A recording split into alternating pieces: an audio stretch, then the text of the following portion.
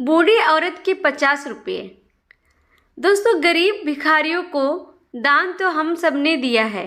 दान देना बहुत अच्छी आदत भी है, लेकिन यकीन मानिए इस कहानी में किसी ज़रूरतमंद की मदद करने का जो तरीका बताया गया है वह ज़रूर ही आपके दिल को छू लेगा। Heart touching emotional story in Hindi को सुनकर आप भी सोचेंगे कि क्यों ना किसी ज़रूरतमंद की इसी प्रकार सहायता की जाए। एक शख्स पैदल किसी रास्ते से जा रहा था। उसने देखा कि सामने एक बिजली के खंभे में पेपर चमक पड़ा और उसमें कुछ लिखा हुआ था। उसमें लिखा था कि कल इस रास्ते से गुजरते वक्त मेरे 50 रुपये कहीं गिर गए। मुझे ठीक से दिखाई नहीं देता। कृपया इस रास्ते पर कहीं भी किसी को भी मेरे 50 रुपये मिले तो इस पते पर पहुंचा दे। नीचे लिखे पते को पढ़कर उस शख्स का मन वहां से जाने का करने लगा। उस शख्स ने पते को याद किया और उसकी तरफ बढ़ने लगा।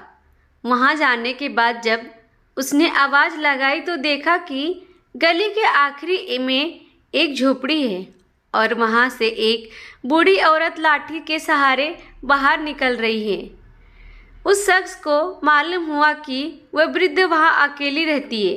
बूढ़ी औरत के सामने आने पर उस शख्स ने उससे कहा कि माँ जी, आपके 50 रुपये जो गिरे थे वह मुझे मिले हैं। यह रहे आपके 50 रुपये। उस शख्स की बात सुनकर बूढ़ी औरत रोने लगी और कहा, बेटा, कल से अब तक करीब 20 से 25 लोग मुझे 50 रुपये देकर जा चुके हैं। बेटा, मुझे ठीक से दिखाई नहीं देता। मुझे पढ़ना लिखना भी नहीं आता। ना जाने किसने मेरी हालत देखकर मेरी मदद करने के लिए ऐसा किया। उस शख्स के बहुत कहने पर उस बूढ़ी औरत ने उसके 50 रुपये तो ले लिए, लेकिन उस शख्स से विनती करते हुए कहा, बेटा, जाते वक्त वो संदेश ज़रूर फाड़ देना। न जाने किसने मुझ पर तरस खाकर ऐसा किया है।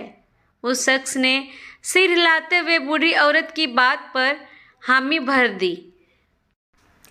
थोड़ी दूर जाने के बाद वह शख्स सोचने लगा कि आखिर मुझसे पहले आए उन 20-25 लोगों को भी तो उस बूढ़ी औरत ने वह संदेश फाड़ने को कहा होगा, लेकिन किसी ने उसे अब तक फाड़ा नहीं, तो फिर मैं कैसे फाड़ दूं?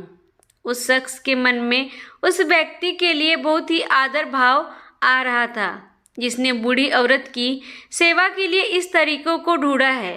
उस शख्स का मन उस व्यक्ति के लिए कृतज्ञ भावपूर्वक से भरा चुका था।